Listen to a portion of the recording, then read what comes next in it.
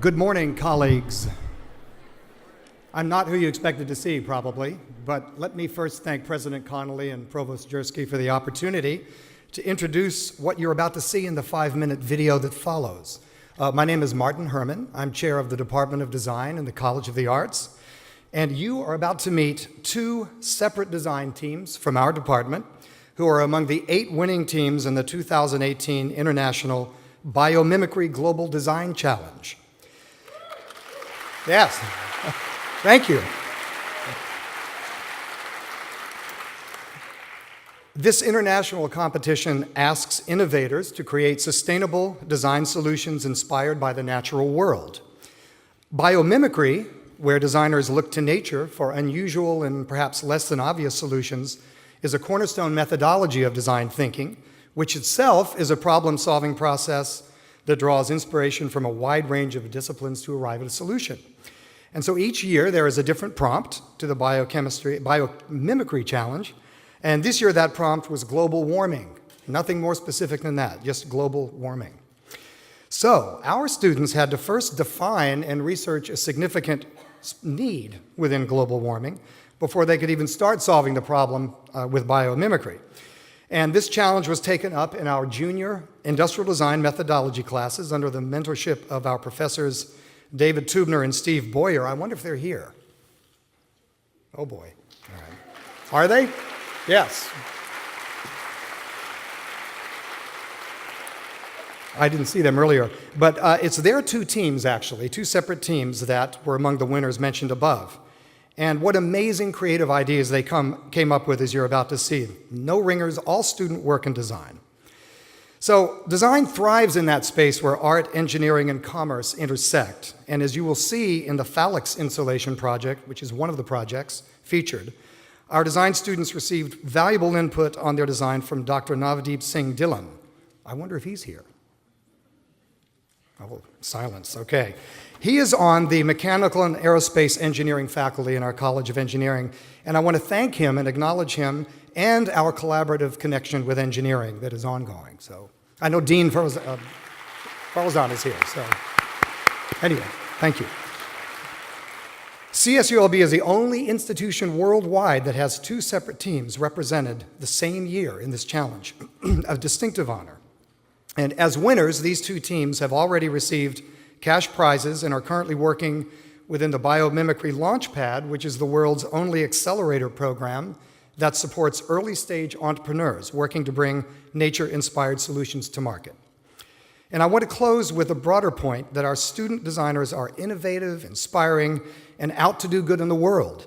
They embody the best in all of us: idealism, shared community, multidisciplinary collaboration, and service. And they prove through their work and practice that service carries with it not only social responsibility, but can also fully embody one's creativity. So we congratulate our 2 teams representing this campus and wish them well on the next leg of the competition. And I want to thank you for your attention and for the opportunity to share this news with you, for which we are naturally so very proud. Thank you.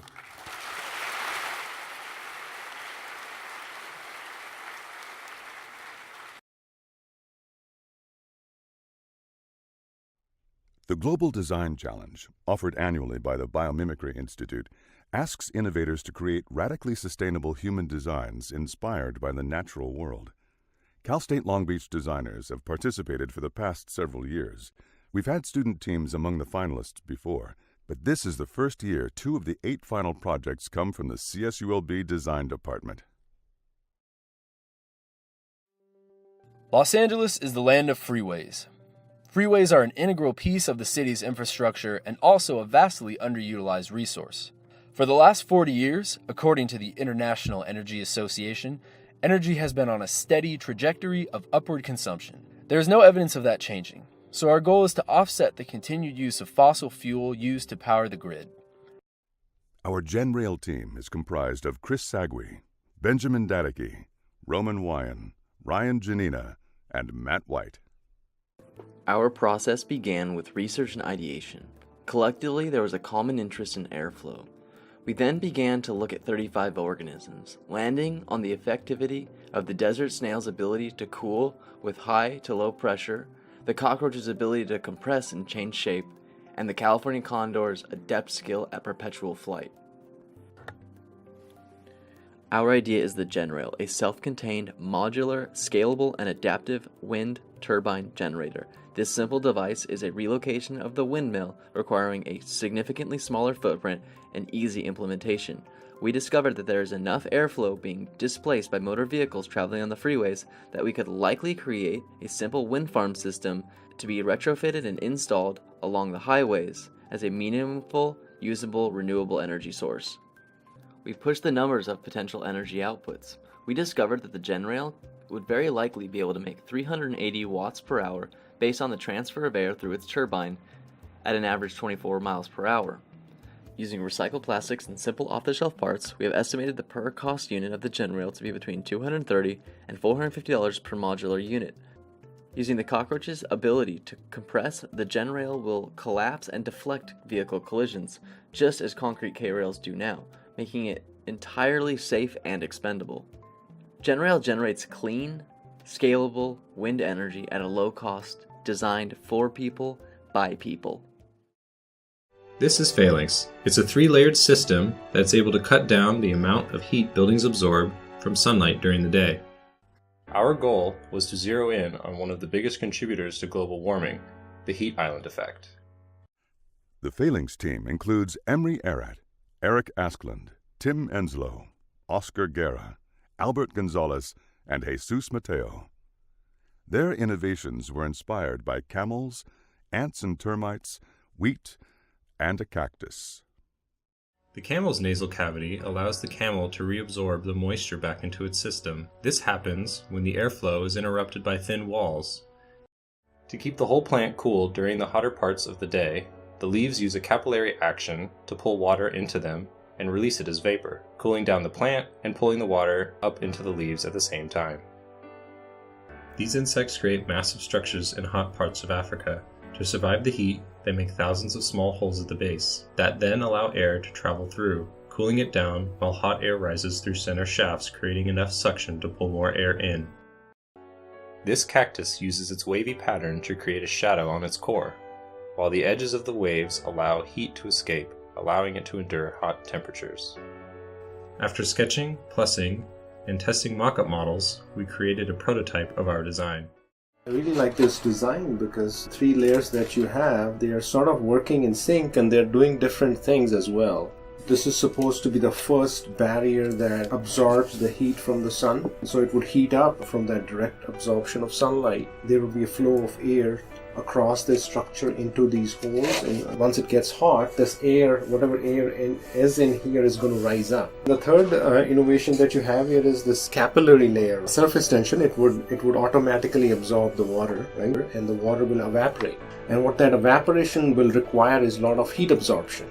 So if this is right next to your inside wall of the house, the wall will cool down. Our design can be implemented on existing buildings without the need for dramatic architectural alterations. This system would get its water from wasted gray water. It would allow for some of that water to run along the base of the phalanx, where a capillary mat would pull it up into its system. Phalanx is the perfect shield to defend against global warming. Good morning and welcome to the 2018 Annual Convocation. I want to thank Martin Herman, Design Department Chair, for showing us this inspiring, innovative work from our award-winning students. Also, thank you to the College of the Arts for sharing our students' win in the Global Biomimicry Challenge. Wasn't that amazing? Our students' achievement.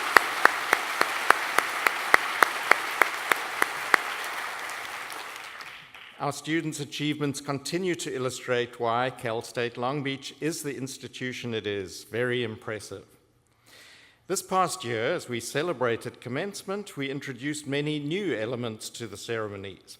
Not only did we move the location of where we traditionally held the event, but we also debuted a new alma mater song. Jane and I wanted to usher in the new academic year with this new song. After a campus-wide contest, the winners were Christian Valdez, who wrote the lyrics, and Kyle Gabriel, who composed the music, again illustrating our students' multifactorial talents. They are both vocal jazz majors in the College of the Arts, And here for your enjoyment is a recording of the debut at commencement with Christian himself singing. Enjoy.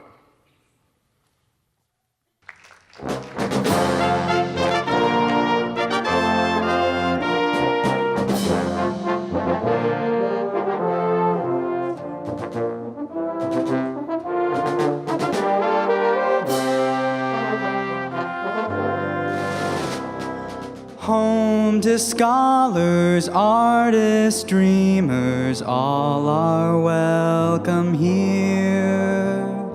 Maker of tomorrow's leaders, now and through the years. Love for all that came before us, in our hearts we hold. Always honor, truth, and justice, always black and gold. Rise and innovate forever, ever higher reach. All our lives we shall remember beautiful Long Beach.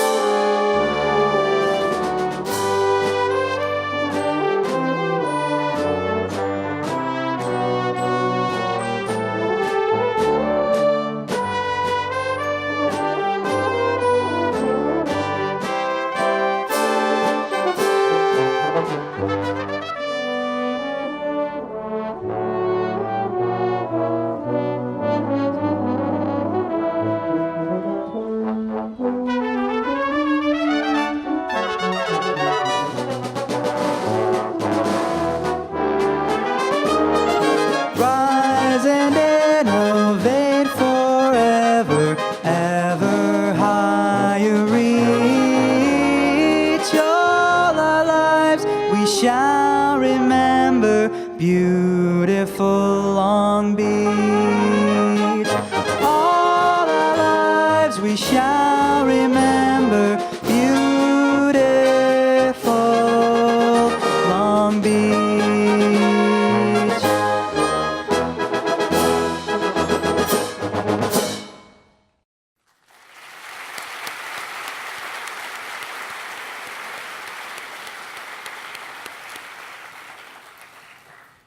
A wonderful alma mater. I'm not sure which of the alma mater or the national anthem has higher notes, but I will find out in due course. One of the reasons I so enjoy working on our wonderful campus is the opportunity to work with so many passionate, smart, talented, and dedicated people.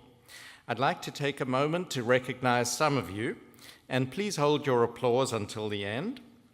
First, my extraordinary colleagues. New to the campus this year is Michelle Cheska, our new Vice President of University Relations and Development.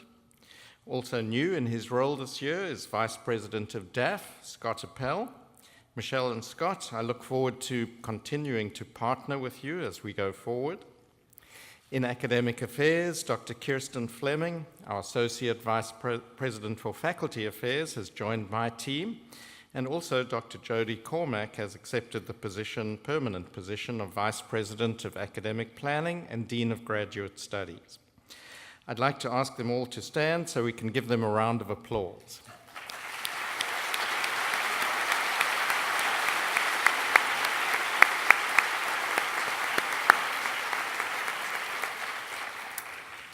Continuing to help make Cal State Long Beach one of the most successful campuses in the country, our academic deans.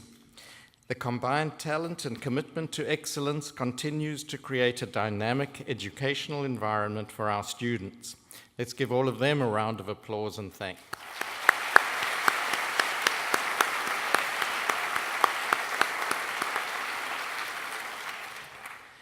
I'd like to recognize two additional groups. Firstly, our very hardworking and incredibly talented associate deans who play a pivotal role in each college. And I'd also like to acknowledge the department chairs who do one of the most challenging jobs on our campus. Please join me in a heartfelt round of applause for that group.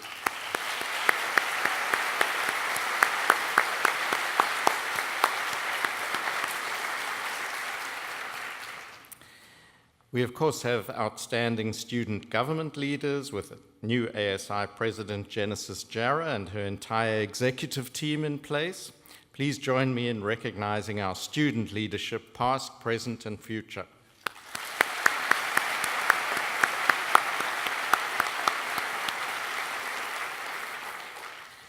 In addition, I'd like to take this time to recognize the following campus leaders. As many of you know, Andrea Taylor, former Vice President of University Relations and Development, retired last year. She was a highly respected administrator and a wonderful partner for our entire executive team. Her legacy of a strategic vision has enhanced our campus's public persona to alumni and the community. Her impact will be long-lasting. Other people of note: Tim Whitaker, steward of the State Employees Trade Council; Dora Apodaca, Chief Steward of Academic Professionals of California; Doug Domingo Forasti, President of our California Faculty Association; Jennifer Moran, President of the California State University Employees Union; Christopher Brown, Statewide University Police Association; Robert Bob Irwin, CSULB Alumni Association President; Norbert Schurer, Chair of our Academic Senate. We also have a group of 30 faculty members visiting us from various cities in the Hebei province of China. These are professors enrolled in a 6-month program to study and research engineering pedagogy. Welcome to our beautiful campus. On behalf of the university, I offer thanks to each of you for your commitment to the success of our students and this campus.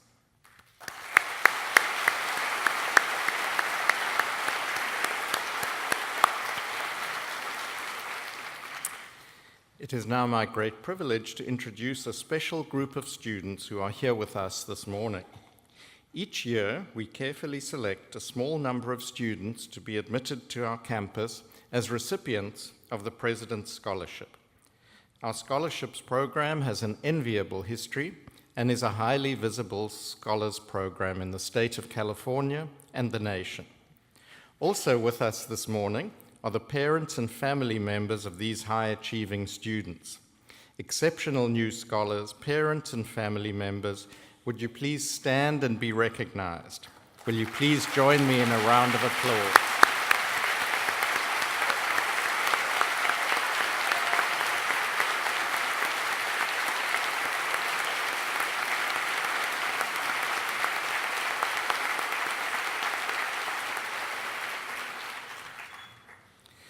Before I move on, let me say how grateful the university is to our Alumni Association, President's Associates, individual donors, and the Division of Student Affairs for their invaluable support of the President's Scholarships.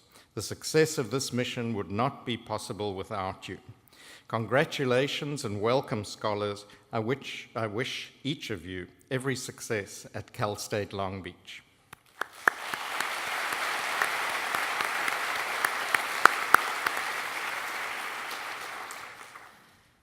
Now I would like to introduce someone who continues to be a true champion for this campus and the Long Beach community.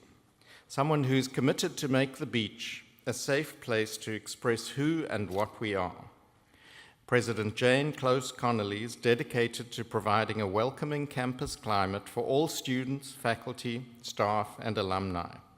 She believes in creating an inclusive space for our students to maximize their educational experiences while recognizing the diversity that promotes excellence in our community. She understands the environment we face as an institution and advocates for our best interests. She makes herself available to individuals from across campus and is truly interested in their thoughts, opinions, and ideas. She's equally engaged with our local community and regional and state leaders. We are indeed very fortunate to have her leading our university. It is my great pleasure to serve as her and your provost, and my distinct privilege to welcome President Jane Close Connolly.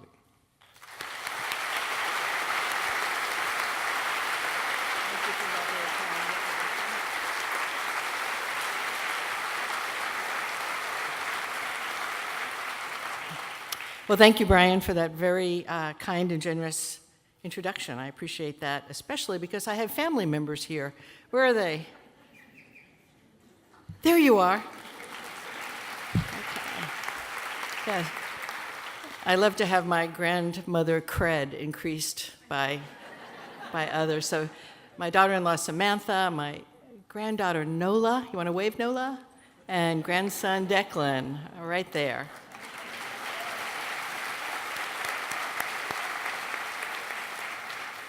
And they're sitting next to Professor Kali Conley, who's being called Grandpa for this whole week, who is, of course, my special supporter and great friend. Let me add my welcomes to all the people, the special people, and everybody here that Brian already mentioned.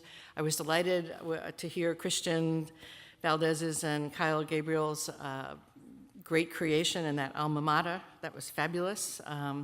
And I think we have new faculty. I met some new faculty during the breakfast time. Special welcome to new faculty and new staff members for joining us. It's really our mission to support your success, and we look forward to how you will change us for the better. And certainly returning faculty and staff, you are the heart and soul of all that we offer to our students, and so I'm really glad to see you again. And I think there's some members of a new special group that we have, our award winners and distinguished faculty awards given for the first time last year. I so appreciate your above and beyond meritorious contributions to teaching, research, and our public engagement mission. So thank you so much for all you do. So we're coming up on our 70th birthday. Can you believe that? I know 70 is a very long time from personal experience. And the question I put before you, will we still be a viable university in 70 years? 70 years from now? Of course, really 70 is a long time, as I've already mentioned. So if that time frame seems daunting, think about 10 or 20 years from now. How old will you be then in 10 years? I know Declan will be 18. Nola will be 16. They'll be coming at us pretty soon. Where will you be living? What are your hopes and dreams for what you'll be doing in 10 years and in 20 years? What about our university? What must we preserve about our university at all costs? What can we stop doing or selectively forget? Like, I don't know how to do mimeographing anymore. I used to, I can't do it anymore. And how do we carve out time to innovate and create new areas of work and new ways of doing that work? Are there new audiences to serve? Are there cutting-edge transdisciplinary areas to grow? Will we be thriving in 10 or 20 years? Now, if you think yes, we will still be a viable university in 1 or 2 decades, use your imagination. What do you envision about our size, our organization, our disciplinary areas, our teaching methodologies, faculty and student characteristics, partnerships, number of on-campus versus commuting students, number of international or other non-resident students versus California natives, and so on? What have we preserved from our current success, and what have we created to be increasingly relevant in the coming decades? Have we chosen to stop doing anything? If so, what do you imagine that is? When I reflect on our past, it's really stunning. Imagine that we started 70 years ago in apartments and garages on Anaheim Street, and now we have a gorgeous campus with more than 40,000 members of our community. When I see the new CCPE building, almost completed as a net zero building, all the ADA and infrastructure improvements across campus, and the new student success building renovation nearing completion, I know we are constructing with brick and mortar a diverse and enabling future. But of course, that's only one part of what needs constructing. But special thanks to all the people in our PPFM group, facilities planning, for all the hard work that you've been doing all across campus. I know we'll be really glad to see those fences go down, as you will be.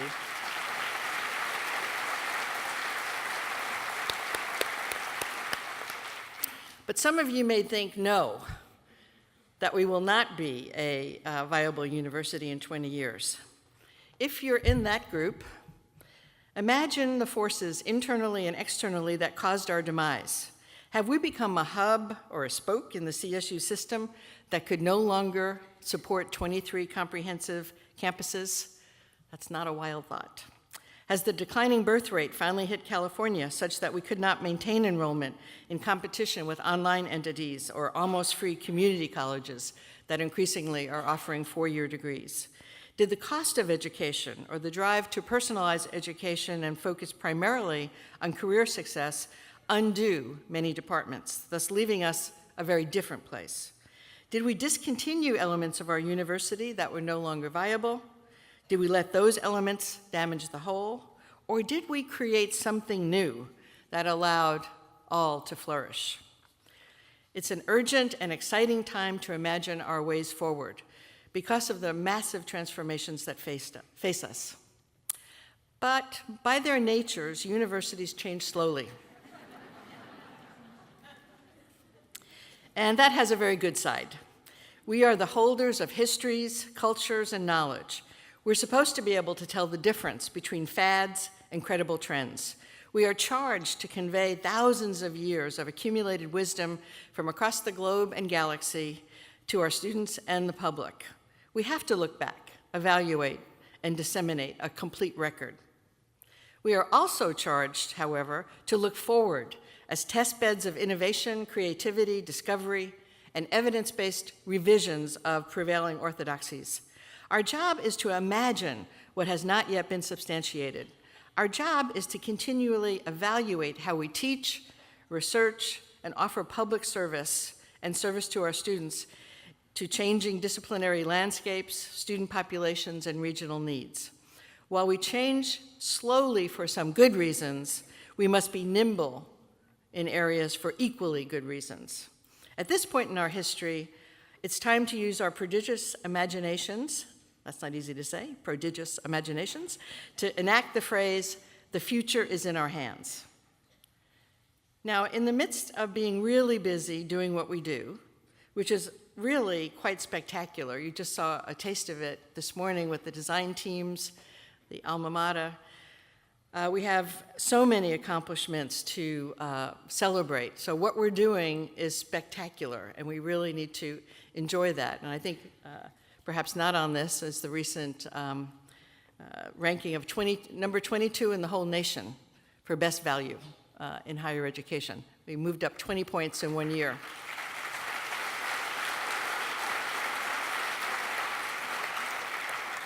And I haven't mentioned yet, you do know we're national champions in men's volleyball, right? You do. You remember that part, right?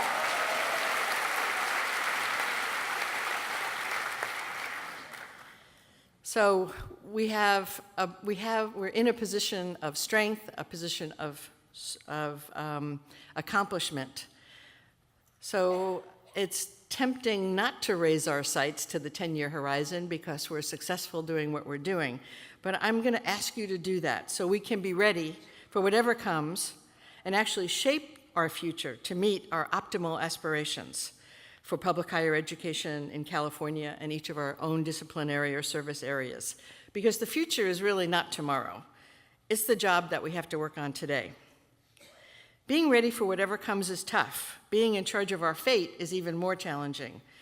We are at the right moment to celebrate our current successes, and I really mean basking in all that we've accomplished, and imagine what our next steps can be. We are in a position of strength, which makes imagination possible. Now, some among us may say that we can't control the future, and control is an illusion on many important things. Of course, that insight is for our award-winning philosophy department to comment upon. But to me, it does suggest the futility of some kinds of worrying. Earthquakes, asteroids, pandemics, nuclear bombs, global financial collapse, and so on can change our trajectories no matter how well we plan. But our personal and organizational lives are made far more resilient by taking responsibility for those things we can control and notice. So, meaning in my life, and it's really Kali who does this, we can't control the earthquake, but we do have an emergency kit at the house. Thank you, Kali, for doing that. He talks about that a lot. I believe those who feel and act as if they control their fates are healthier, stronger, and most often more successful than those who experience themselves as pawns of their DNA or their life circumstances. I am absolutely sure that those who are experts at noticing the signals and trends around them are in a better place to feel and be in control. And by the way, if the faculty, staff, alumni, and students at our university can't envision our future and recognize the signals and trends from the physical, social, financial, and political environments that surround us, who can do it? In this room and beyond, to our greater campus community are the best and the brightest. We can do anything, but we must guard against the dangers of being in echo chambers or bubbles. We must let in new voices that may either reinforce or challenge our prevailing norms. We must reflect on uncomfortable information with humility and curiosity. I'm excited, therefore, to formally launch Beach 2030, a 2-year process of imagining, networking, data gathering, debating, curating, revising, discussing, and prioritizing an image of a 2030 destination for our campus. What is the current environment telling us about our optimal size, physical plant, financial model, disciplines, teaching methods, partnerships, technological supports, organizational models, footprint, and mission for the coming decade? How do we manage the journey into the future? Much like we do now? Or do we make significant changes in the hows of our campus to reach new whats? Remember, the future is today. Before Provost Brian Jersky introduces you to the mechanics of the process, I will tell you my goals for Beach 2030. First, I want all of us to know more about each other's dreams and aspirations for our university. I'm convinced that such knowledge will add to our imagination and creativity going forward. I want us as a whole community to gain skills in maximizing all the opportunities that surround us and build the fortitude to grapple with whatever changes our analyses suggest. Some things won't change. We will still offer rigorous academic experiences and influential student life opportunities to all of our students. We will promote inclusive excellence. We will accelerate innovation across all of our scholarly areas. We will contribute to the common good. And I hope that over the next decade, we will, if appropriate, experiment with discontinuous adventures, some things that are really new and unexpected, if we judge them to be positive game changers for our students. I'll stop now and ask the Provost to outline the schedule and activities of Beach 2030 and add his unique perspective to the adventures ahead of us. And after he's done, I'll be back with just a few final words. Now, Provost Jersky. Thank you very much.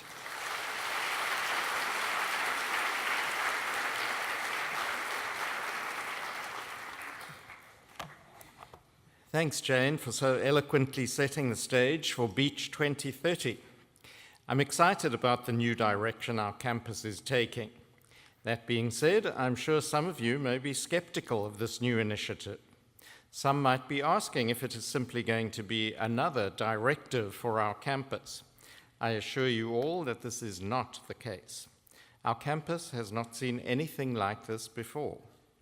As Jane mentioned, the future of our campus and the national narrative have left us reevaluating how and why we do strategic planning. We've decided that we cannot simply apply a traditional model to our reimagined future. Our new planning model allows us enough ambiguous open space to turn our future creatively into an opportunity for our campus. What I know for certain is that we cannot go back to the way things have always been done. On the national stage, higher education is on the defensive, sadly. Some political pundits claim to believe that a liberal education is doing more harm than good for society. With the free speech debates still being played out on college campuses and an incorrect perception that colleges are negatively contributing to the next generation of students, the political climate is making people ask how beneficial colleges are to our society. This paradigm shift has left many wondering what is the future of higher education. We in this room know that the answer is yes. We are not only beneficial but essential. But this national negativity has taken a toll on all institutions of higher education, including ours. The CSU, for example, went on the offensive this political season to demonstrate to Governor Brown that publicly funded higher education institutions not only matter, but are instrumental to the future of California. After a successful lobbying effort with key stakeholders, our campus received more of the much-needed funding we need to operate, but still less than what we need to flourish. The disconcerting issue the budget discussions raised for me was how much we needed to prove why we matter to secure even that level of future funding. Let's talk about Beach 2030, because Beach 2030 is not occurring in isolation. Moving forward, we need a thoughtful, authentic process that engages the entire campus and beyond, not just a select few. We also need a plan that combines, adapts, and aligns with our campus WASC reaccreditation, which is also going on. Our campus will be engaged in the process of a new WASC reaccreditation, I'm sure, for another 10 years. This is an equally important but parallel process, and it gives our campus time to engage on where we are now and what we've accomplished to date. That information will, of course, become a vital part of Beach 2030, which is where we want to be. Both of those efforts will combine what our campus holds at our core, the central themes of intellectual achievement, the public good, and inclusive excellence. Another key effort that will launch during this time, for example, will be the 5th cohort of the Leadership Fellows program. This year, the program will combine Beach 2030 with its existing model, with a new name, Leadership Fellows Program Beach 2030.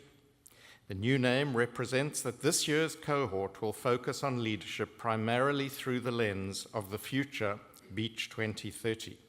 Those who are interested in serving as Leadership Fellows, which I hope includes many of you, should check the Leadership Fellows website for details. Ultimately, as you heard, the President is charging us with uprooting today's view of our educational process and conceptualizing a new campus for 2030. This process will set up our university for the next generation of educators, students, and community. We all are going to cast a vision of our future. And of course, we must be prophets of hope, not merchants of doom.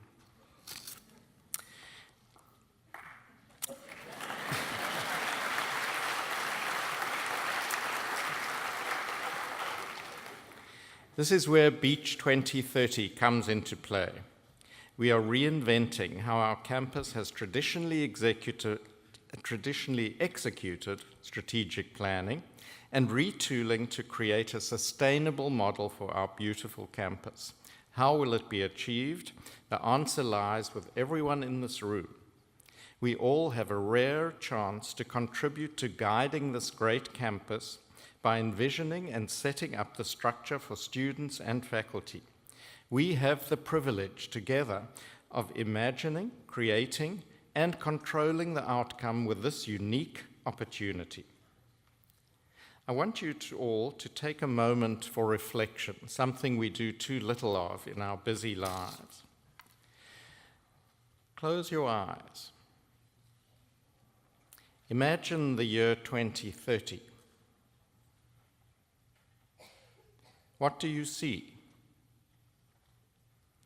What does this campus, our campus, look like?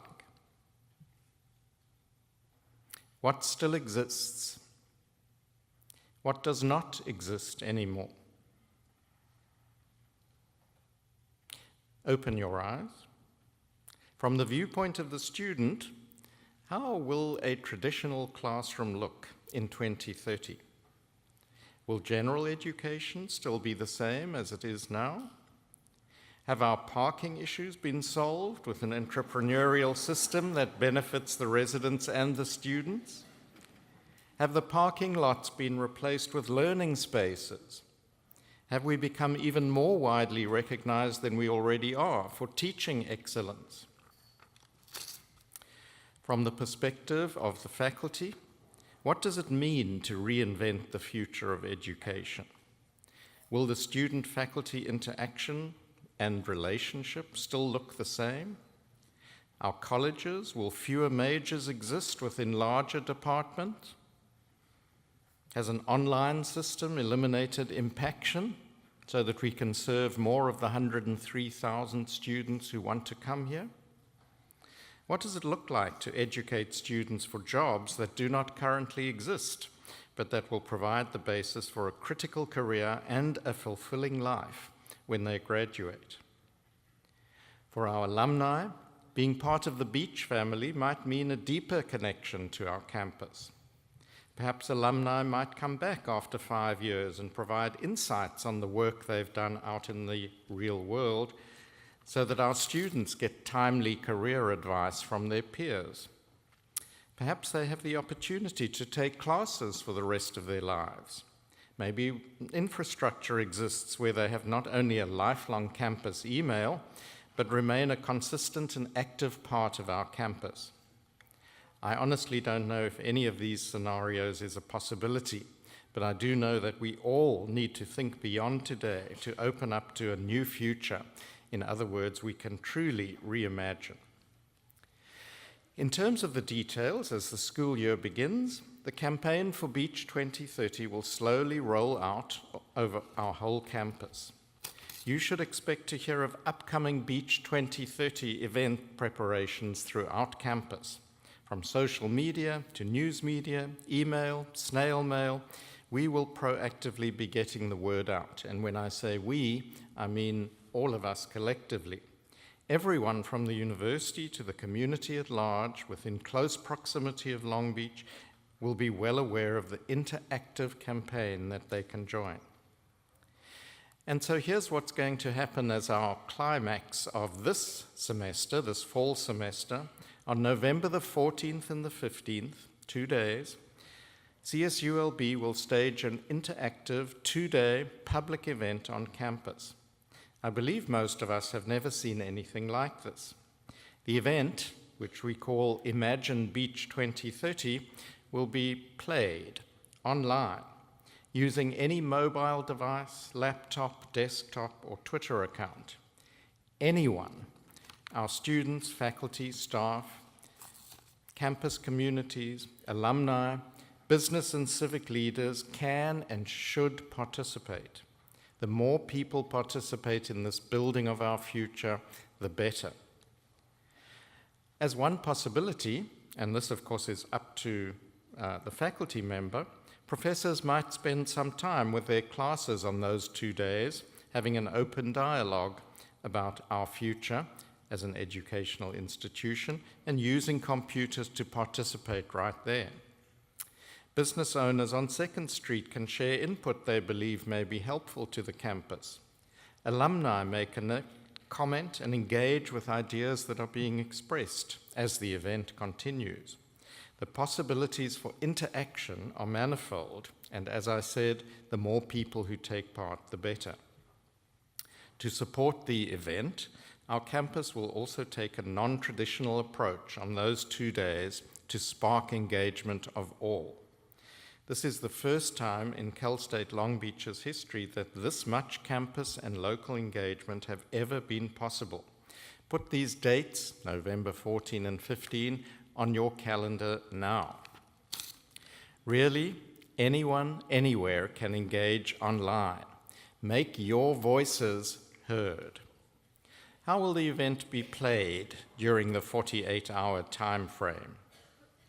Here's an example of how the event might look. As you can see, comments or ideas can be shared by everyone. Anyone can choose to respond. Each reply may spur an idea to induce more engagement, as we see happening on the left. Or an idea may die a solitary death, lonely by itself. The event is driven by you and everyone who participates. Non-traditional ideas have the potential to come from surprise sources, and in this way, we will be demonstrating democracy in action. We can see here how ideas, positive or challenging, may emerge and gain traction. Other people respond with their comments, more people reply, and the idea potentially trends. Another thought, as I said, might not gain interest, and that's what makes this whole event authentic. Each person participating has the potential to decide where ideas and opinions go or don't go. Any voice or opinion, if it is shared by many, can decide if a topic is timely and widespread or not. During this time, and this is where we will get a lot of help from our partners, our campus will be listening and gathering everyone's insights and attitudes. Based on these responses and engagements, comments may grow into actions that will shape our future. How is this going to happen from a practical point of view? Several months ago, the leadership met with Institute for the Future, IFTF, to discuss our campus. IFTF is a 50-year non-profit organization with experience in partnering with college campuses and other similar entities to engage in strategic future-thinking vision maps. Based on their impressive track record, our campus decided to collaborate with them to help us develop new ways to envision our future. For the past several months, we've been working closely and hard with the VPs, the Senate, the deans, AVPs, and many others to start the process of creating an individualized infrastructure to best promote and handle the event for each area on campus. The designated teams selected by each area have effectively planned and will continue to plan ways to support the event and beyond. Look to your areas to see how you can engage with the event. Senate, department chairs, staff, students, and alumni, this is your opportunity to have your area be represented. Identify an action team to help lead your area, department, or interest. Develop a plan to organize events that facilitate discussions from your constituents. What does your area need to ensure that your good ideas and opinions are expressed and used? As Jane mentioned, the entire 2-year process will help us look introspectively at our campus and develop a new future for ourselves. In addition, we will also develop a new future-focused way of thinking. Everyone participates, and that's the key phrase: students, faculty, staff, alumni, and the larger CSULB and Long Beach community. In order to gain outside interest, our campus will be reaching out to local media, community leaders, external stakeholders, and neighbors to invite them all to participate. Those who are already here today, thank you. Around campus, there'll be venues to support playing the event. What does that mean for our individual areas? How can you be involved? In each area on campus, action teams will be formed to help facilitate the campaign. There are designated people from each section on campus available to help connect you to the event. Speak with your leadership, the Senate, your college, department, or division for ways to connect or help us plan for the event. Talk to your networks, reach out to students and colleagues, and share the vision of where our campus should be going. This planning will create a platform to exchange ideas which will produce action. When you came into the theatre this morning, you received a notepad with a new Beach 2030 logo. My hope is that this will not only remind you of the event, but remind you to start thinking of topics to discuss during the event. Start now. Look around the room. Everyone here has a voice that matters. Everyone should participate. And when the results are finally consolidated into a vision map with the help of our Institute for the Future partners, that working document will be shared again to all the specific focus groups on campus for more engagement to filter out what is important for us. The ultimate purpose will be to provide a clear draft of our vision map. From the vision map comes a working document that evolved from the workshops, events, broader feedback from all participants. From the results we receive, a living document will become our driving force and guide us into the future. While the campus is engaged in the event, other campus reimagining will concurrently happen.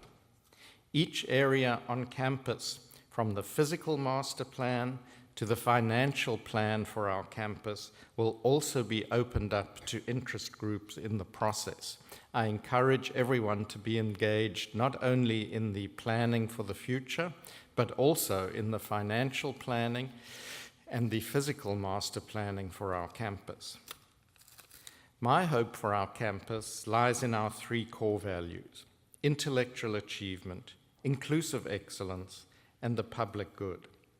The secret to our future success lies in remembering these truths not only today, but for an unknown future. What does intellectual achievement look like in 2030? Has the campus fully embraced an inclusive environment for all? Does the surrounding community believe that our campus has become an integral part of making a difference in our neighborhood? We need you to engage your networks.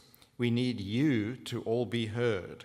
We need you to shape and understand your vision for the campus's future. As administrators, we are listening and will make changes based on your collective voice. We are all in this together.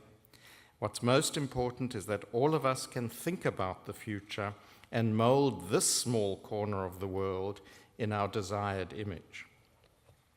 The possibilities are endless, and we hope we are leveling the playing field.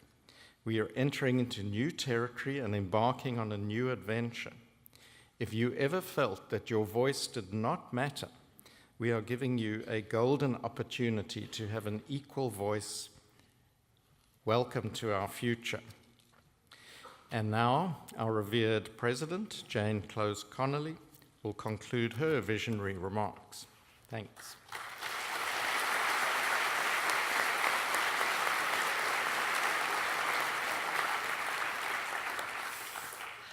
Okay, you ready?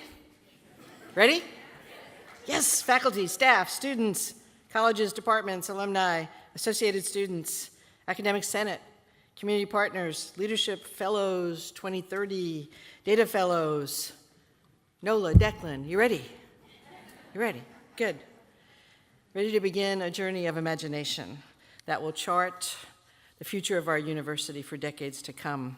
You ready to engage with internal and external stakeholders to experience glimpses of what's to come, forces that promote us and forces that threaten us? Ready to wrestle with the limits of our control with a conviction that we should always be operating at the outer limits of what we can control and interpret. I am ready to take this journey with you. I'm ready because I'm convinced that while some problems are best solved by doing more of the same, and we're good at that, the really big threats and opportunities will require new ways of thinking and doing. They will require the imagination of the people in this room and beyond to our greater community. These problems are daunting. Declining state support, increasing income inequality, unrelenting racism, changes in the world of work, climate change, an increasingly nuclearized world, escalating divisiveness, Okay, now I'm kind of sad. I feel like that prophet, what did the provost say? Prophets of doom or harbingers of hope? That was the doom part. Just forget that. Forget that. That's just a few of the things. The time is really now to imagine how we survive and we thrive. To do so, we'll figure out what to preserve and what to forget and embrace what we can create together. We often say that we offer transformational experiences to our students, and I know that's true.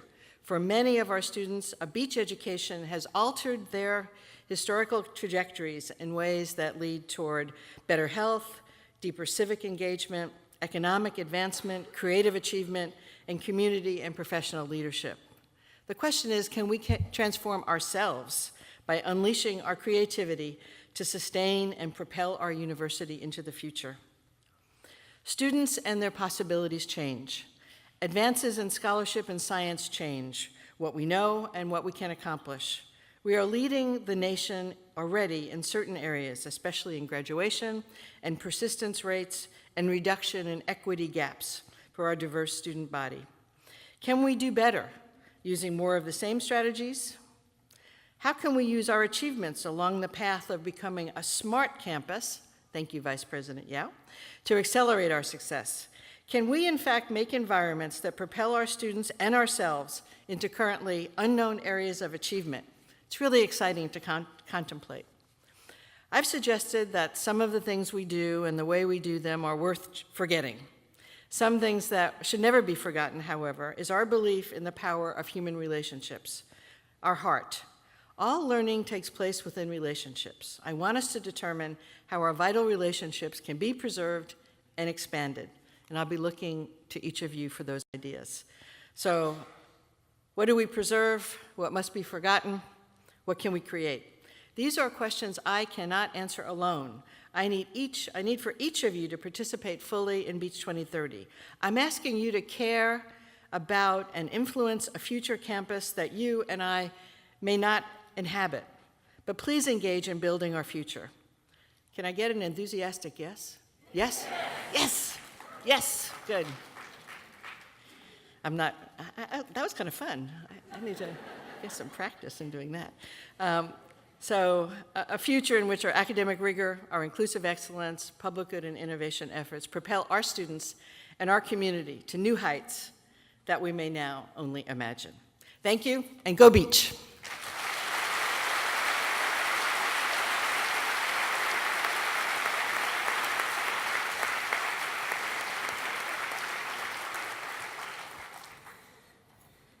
And now I'm pleased to introduce one of our outstanding faculty members. A professor in the English department, Dr. Norbert Schürer has taught classes on literary criticism and research, 18th century British literature, and major authors like Jane Austen and J.R.R. Tolkien. He's been a member of our academic senate since 2008 and a member of the Senate Executive Committee since 2014. He served as an outstanding chair last year, and this year continues elected unanimously as our academic senate chair. Norbert is a true supporter of our university and students. We have worked together effectively and well, even when we occasionally disagree, and I look forward to focusing on the substantive issues we face together. Please welcome Norbert.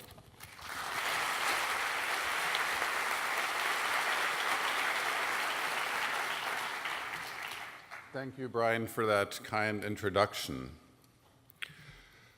Mi yu yum and mei yai ha. Hello and welcome to our campus, an ancient place of gathering, enlightenment, and cultural production. I greet you in two California Indian languages. The first term, mi yu yum, is the Ahachiman or Wanenyo greeting, and Mei Yi Ha, the second, is the Tongva Gabrielenyo term for welcoming guests to their homeland. As we come together today for Convocation, we acknowledge the spiritual connection of the Ahachiman and the Tongva nations as the original stewards and traditional caretakers of this land. Today, this land is known as CSULB, Cal State Long Beach, Long Beach State, The Beach, Cal State Pavunga. Pavunga is the ancient name for this place that is often translated as the gathering place. As we gather today, we acknowledge that we are part of a continuum of gathering at this sacred site of reflection, learning, and celebration. Paku Pavunga, welcome to Pavunga. My name is Norbert Scher. Thank you.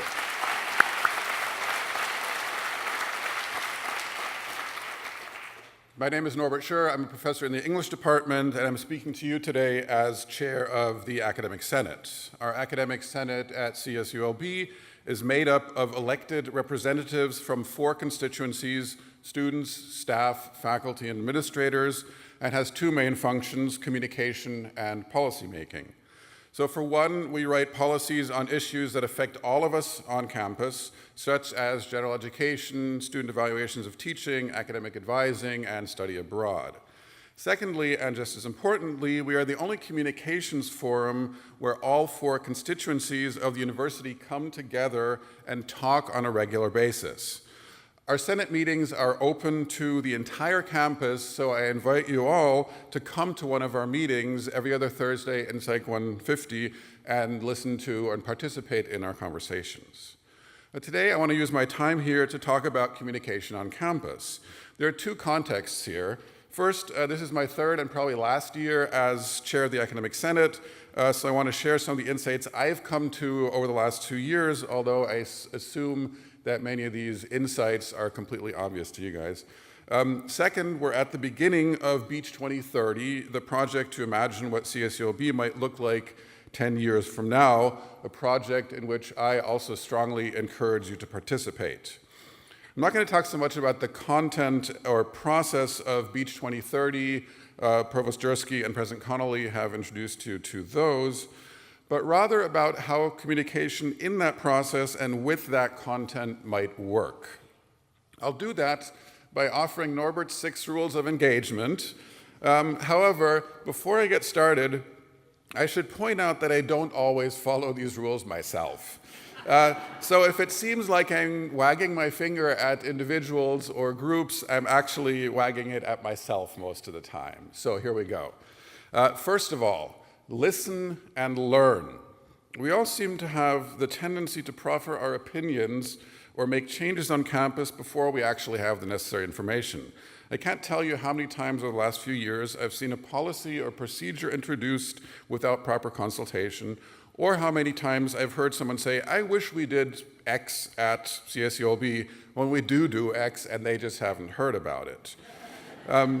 Personally, I've been known to spout my opinions and then learn that my premises were entirely incorrect, and I apologize to anybody who I inflicted that upon. Along the same lines, secondly, assume good intentions.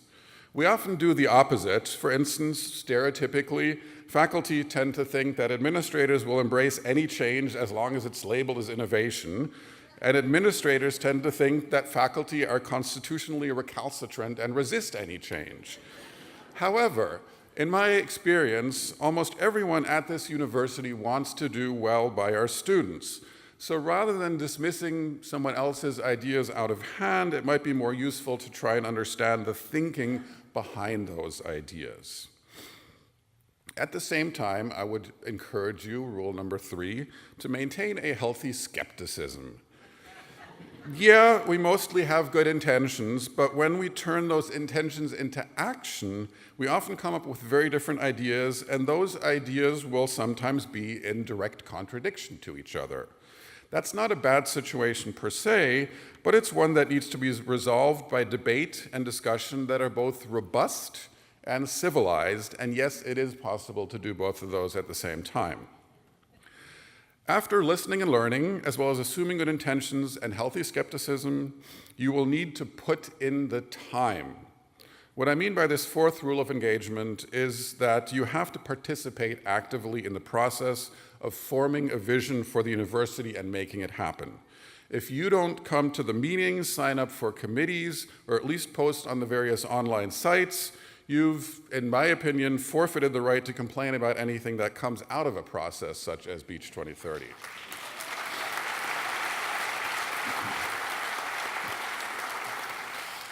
Beyond putting in the time, I would say, or I even go on to say, fifth, that you should pursue your vision of CSULB doggedly and relentlessly. If you don't advocate loudly, forcefully, tirelessly, and ceaselessly, and add whatever synonyms you can think of, for your ideas and positions, they'll probably get steamrolled. I know that some of you will say that with teaching and research, you don't have the time and energy to do that, and I totally understand that. But please also understand on your part that somebody has to make the effort to effect positive change, and that might as well be you. Finally, my sixth rule of engagement is to embrace diversity and variety. We're a community of something like 2,000 faculty, 4,000 staff, 37,000 students, 320,000 alumni. So yeah, we use 2 or more names for our place, Cal State Long Beach, Long Beach State, Cal State Pavuonga, for starters, but that's okay. If we embrace diversity and variety as an institution, there's no reason we can't call that institution different things. More importantly, at a university the size of ours, solutions to our challenges will almost certainly not be one-size-fits-all solutions, and that's also okay. In other words, we need support tailored to the diversity and variety of individual situations as much as possible. That means incremental improvement rather than dramatic change, but that's how we'll actually make a difference in our students' lives. So, with these 6 rules of engagement in mind, listen and learn, assume good intentions, maintain a healthy skepticism, put in the time, pursue your goals relentlessly, and embrace diversity and variety, I think we have a chance of turning Beach 2030 into an excellent experience for our campus. And once again, I encourage you to participate. If you have any questions, get in touch with me, Norbert Schur, norbert.schur@csulb.edu. Contact your elected academic senate representatives or come to one of our academic senate meetings. That way, we will be able to move forward most productively in 2018-19 and improve the experiences of our students, staff, faculty, and administrators for the next decade. Thank you, and go Beach.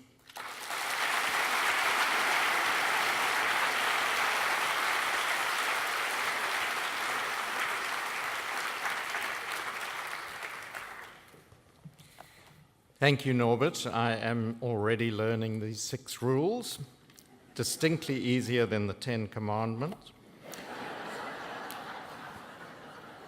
and just as effective, I believe. I think Norbert has illustrated here the reason why he's such an outstandingly good Senate leader. He cares for the university and its chief mission, student learning, and he's willing to work with all the constituencies and stakeholders on campus to make that vision real. So thank you, Norbert.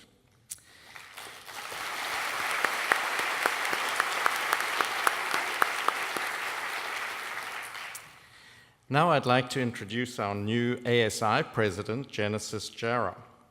I recently had the pleasure of working on a search committee with Genesis. Her insightful remarks and wise questions impressed both me and the committee. And I just want to give you a list of some of the incredible achievements that she's managed to accomplish just while she's been here at Cal State Long Beach. As a freshman, she served as the Community Relations Director for CSULB's Hispanic Students Business Association. She became involved in ASI, where she led efforts to advocate for CSULB and CSU students' needs at the local and state government levels. She's also worked for companies like Amazon, Honda, and Coca-Cola. She's interned for California State Assembly member Cristina Garcia. And just in her spare time, she's also started her own nonprofit organization with her mother called Gown Me Up, which provides gowns for needy high school students for their prom. I could have used that, in a manner of speaking. She has accomplished so much in such a short amount of time that I can't wait to see what she achieves in the future. And I look very much forward to working with her this year. I believe she'll serve all our students, in particular students of underrepresented communities, with a continual dedication she has already shown. Please join me in welcoming Genesis to the stage.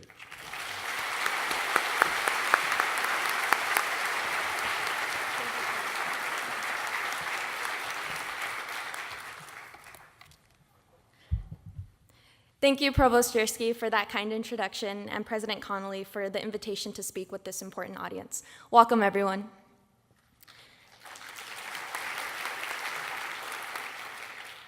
As the Provost stated, my name is Genesis Hara, and I am honored to be serving as this year's president of Associated Students Incorporated.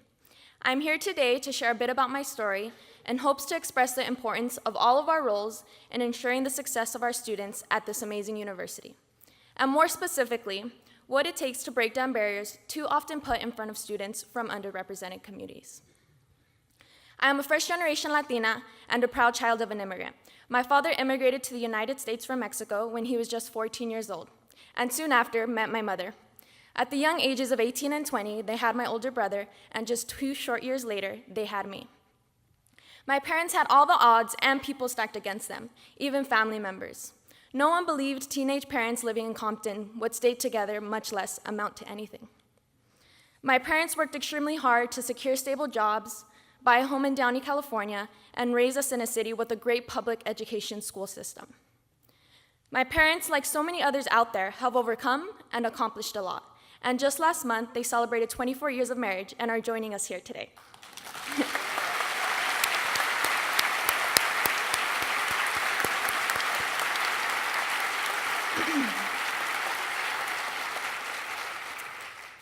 Seeing my parents work so hard and make sacrifices for our family has always given me courage, and it's why I'm standing on this stage today. Since elementary school all the way up until now, I have served in student government. Service to others has and will always be my passion because of the morals they instilled in me. And though they have helped me to lead a morally grounded, leadership-focused life, I still suffer from this thing called the imposter syndrome. When I got to college, I realized how real the imposter syndrome is for students of color like me. The imposter syndrome is defined as a collection of feelings of inadequacy that persist despite evident success. It's easy to feel invalidated or not capable in spaces you feel like you don't belong. And I know this is a feeling that exists for so many students of historically marginalized communities in higher education. Not only are they facing emotions of invalidation, but they are often facing systematic barriers that come with the financial hardships of attaining a degree. Too many of our students are food insecure, homeless, struggling with their identity, struggling with their citizenship status, struggling to pay rent, and overall struggling with all of the costs of attending college. CSULB and ASI have done a phenomenal job at providing resources for underrepresented students. Resources like our ASI Beach Pantry, our Scholarship Resource Center, our undocumented student support groups, and legal clinics were all created to ensure that our students feel supported in their times of need. And efforts like the implementation of the Queer Student Success Initiative and workshops such as the Muslim, VetNet, Autism, AB 540, and Safe Space Ally trainings make sure communities have partners so that we are all able to accomplish our objectives while earning our degrees. In addition, as a university, we are embarking on our Beach 2030 strategic planning process, where we will all be asked to reimagine what CSULB can look like 12 years down the line. With the students of greatest need in mind, I imagine a future at Long Beach State where students don't have to worry about where to sleep at night because we have an overnight housing center. I imagine a future where students don't have to spend hundreds of dollars on textbooks. I imagine a future where we develop a sustainable funding model for our university so we no longer have to rely on inconsistent state funding. I imagine a future where no student has to go hungry or homeless while attending our university and that they are able to afford an equitable degree.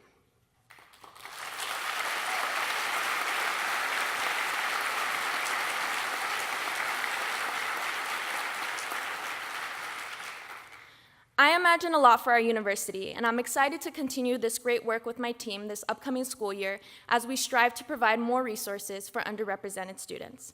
But we can't do it alone. It takes the support and guidance from the advocates in this room, the faculty and staff like those here who work with our students on a daily basis. It takes the leadership of our administration as you continue to help us remove barriers and promote inclusive excellence.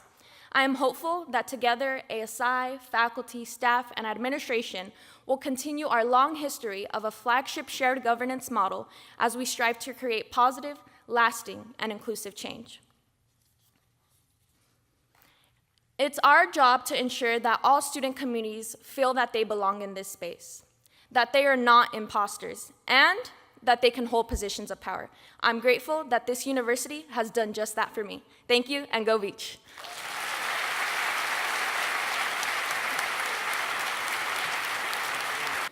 Thank you for those inspirational remarks, Genesis. We're truly fortunate to serve students like you who persevere and achieve in spite of the adversity that society throws at you. Welcome, parents. We are so happy to welcome you here to our university. You're all part of what makes the beach so special. Maybe we can think of the 3 C's of community, collaboration, cooperation as we think of our future in 12 years' time. Thank you all for attending and for your active engagement with Beach 2030. Let your voice be heard. That concludes this year's Convocation. Go Beach!